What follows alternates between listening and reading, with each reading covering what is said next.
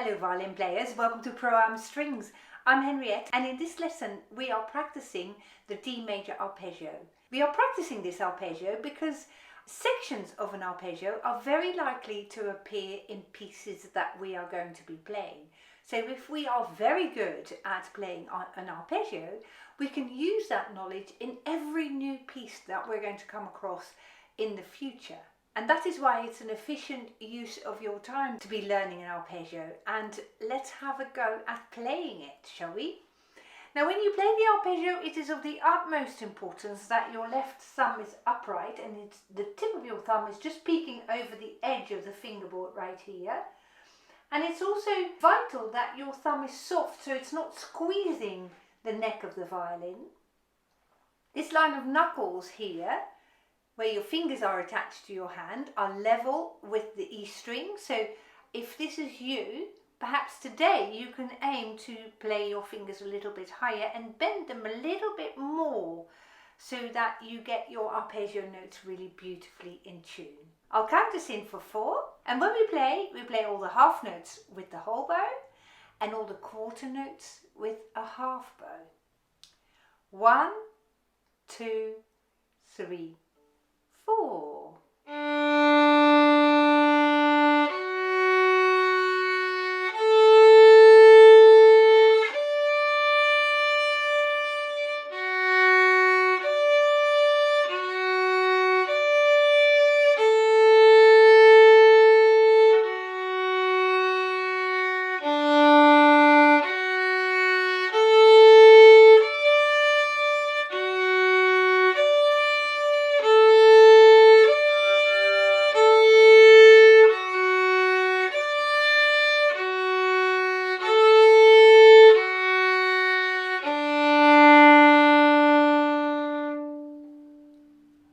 Sweet.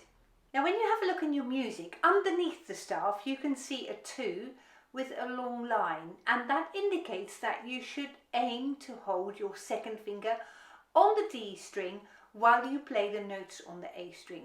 Some people are able to do that and that is fantastic. Most people, however, find that extremely challenging. So if you find that challenging to leave your finger down, that's okay. It's quite an ambitious technique to be asking at this stage in your playing. So if you can manage to leave the second finger down for 1 or 2 notes on the A string, excellent. If you don't manage it at all, that's okay. This is a much further advanced technique and some people can do it. It depends on the width of your fingertips. It depends on the spacing between your strings. So if you can, that's absolutely fine. If you don't manage it today, that's also okay, and you'll cover that technique at a later stage. I would say that at this stage in your playing, I find it much more important that you coordinate your bowing correctly with your left hand. So your left hand moves at the same time as your bow, and also that you distribute the bow evenly and that you play long bows on each half note and half bows on each quarter note. So make that your priority perhaps today, and then we'll think about leaving the second fingers down another day. I'll count us in for 4. 1, 2, 3, 4.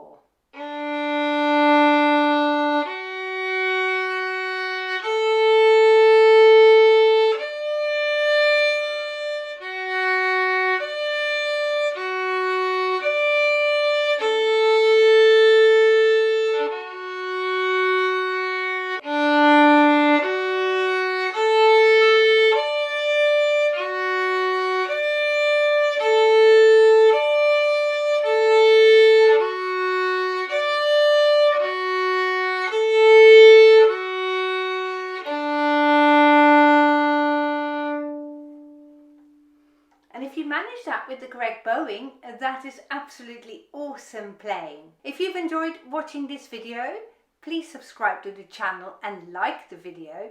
If you want to write a comment, feel free, use the comment section down below this video, and I've had a lot of comments recently from people who have stated, I've never commented on a video on YouTube before and this is my first go, and I would say excellent. It's really lovely to hear, for me to hear, how people are doing, but it's also lovely for other people to read your comments and to feel that they're not alone on this journey, and that is why the comments are so useful. I very much look forward to seeing you in the next lesson when we will be playing the Arpeggio March. Goodbye.